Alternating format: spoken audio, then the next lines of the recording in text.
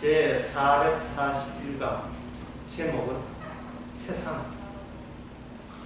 세상에 대해서 우리가 모른다 하는 것은 말도 안 되죠.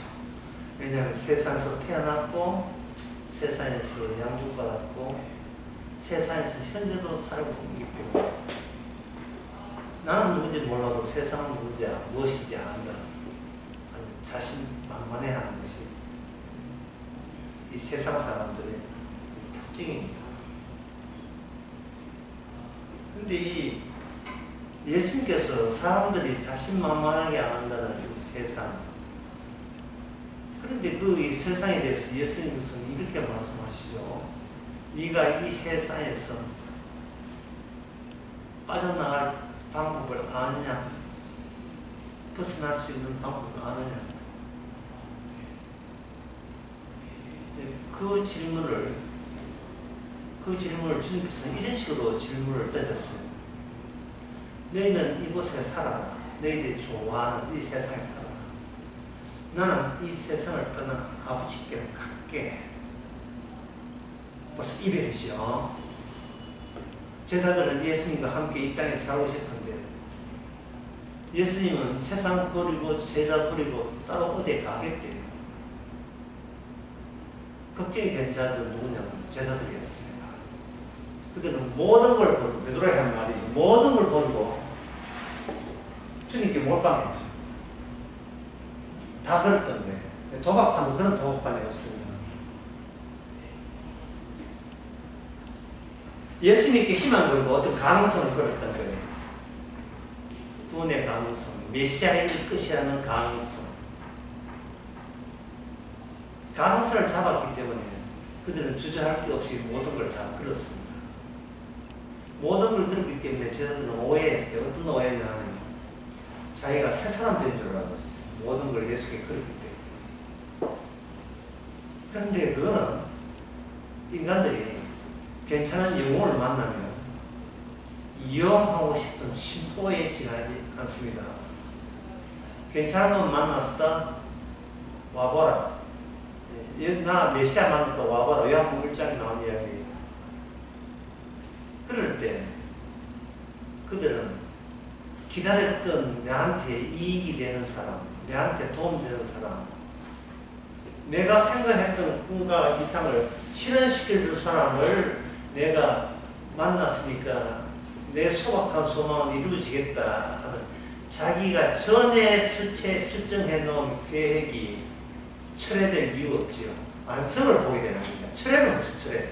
드디어 내가 하는 계획이 그다지 실수가 아니었구나. 자기 결심에 대한 보상 같은 거, 자기 판단이 옳았다는 사실 속으로 희열하니 인간 인생 승리가 이런 것을 제공해줄 메시아라고 그들은 그렇게 생각했습니다. 그러나 주님께서는 너희들은 여기 있어라. 내가 혼자 아버지께 간다. 요한복음 12장에 나온 말씀입니다. 할 때 그들은 그 말씀을 납득을 할 수 없었어요. 왜냐하면 같이 잡수시고 같이 길 걸었고 같이 귀신이 하늘에서 떨어지는 능력 해했고 잠도 같이 자고 그들은 12제자는 자기는 나오는데 그치할 집이 필요치 않았어요. 왜? 주께서 마련해 주실 거니까, 이끌어 주실 거니까. 헤어진다는 것은 상상도 못했죠. 사람이 상대가 그다지 믿지 않고 같이 있고 싶지 않을 때 상대가 말하야 우리 찢어지자. 오늘 여기서 끝내라. 그러면 이쪽도 내가 기다렸던 거다. 이러면 마음 상처 줄 게 없지요. 난 아예 니한테 기대조차 안 했어. 착각하지 마. 난 네 입에서 해지할 줄 나올 줄 알았어. 그러고 집에 가서 또 울고 예. 대범한 앞에서 하지 않는데 집에 가면 응 울면서 그동안 저 인간한테 쏟아본 데이트 비용이 계산한다고 저 혼자 계산해가지고 데이트 비용 계산한다고 그렇게 나올 거예요. 예. 그동안 들인 시간과 공간, 시간들이 아깝지요. 그러니까 아까우니까 빨리 자기 방어 태세가 손에 들어오기 전에 어떤 뭘 조치를 해야 되냐 이렇게 하겠죠. 예수님께서 제자들을 데리고 다니신 이유는 그들이 예수님을 싫어하지는 않지만 예수님에 대해서 아무리 가까이 있다 할지라도 예수님을 안다고 할 수 없다는 것을 12 제자를 통해서 대변해서 보여주기 위함입니다. 제자들이 예수님에 대해서 왜 묻느냐 하면 제자들은 여전히 예수님과 함께하기 위해서 자기가 투자한 여러 가지의 수고와 결단과 결심에 대해서 계속 거기다가 의미를 부여하기 때문에 그렇습니다.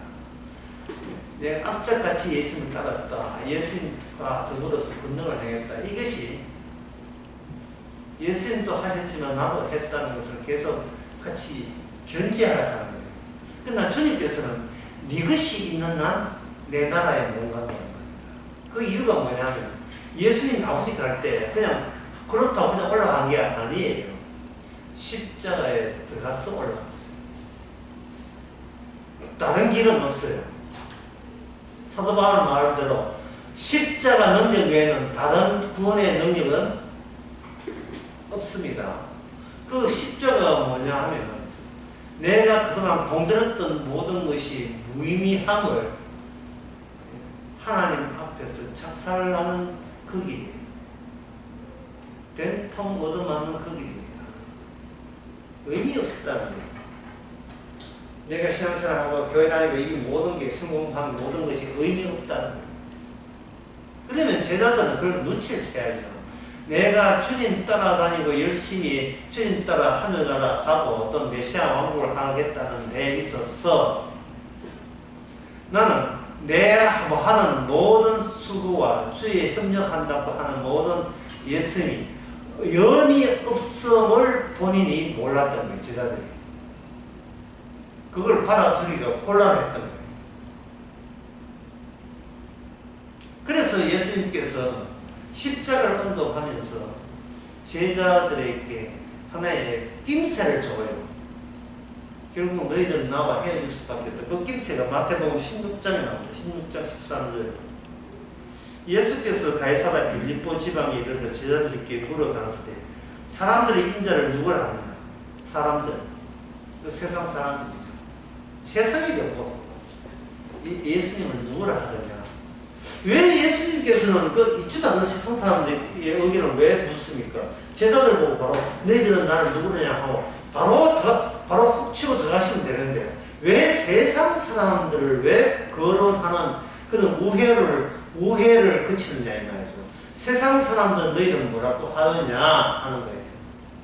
이 말씀은 세상 사람들과 너희와 범위가 차이 나는 게 있어야 되는데 그 차이를 너희들의 목소리로 듣고 싶다. 세상 사람들이 예수를 보는 거하고 제자들이 보는 거하고 그 차이남이 된다면